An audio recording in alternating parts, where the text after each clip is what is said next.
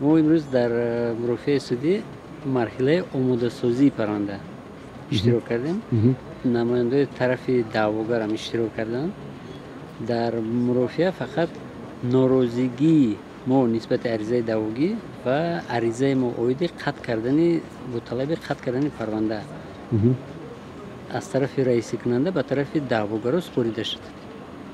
اکنون طرف دعواگر باید با اظهار ناراضگی ما شناس شوند. این فکر ملاحظه خودشون بعد به سود پیشنهاد میکنند. سود بر روز 8 ساعت 9 تعیین گردید. مسئله سازش کردن و گذاشته نشد. طرف دعواگر راضی شد که بررسی پرونده ماننده شود. یعنی که یگان اظهار شرط های سازش پیشنهاد نشده است از طرف دعواگر.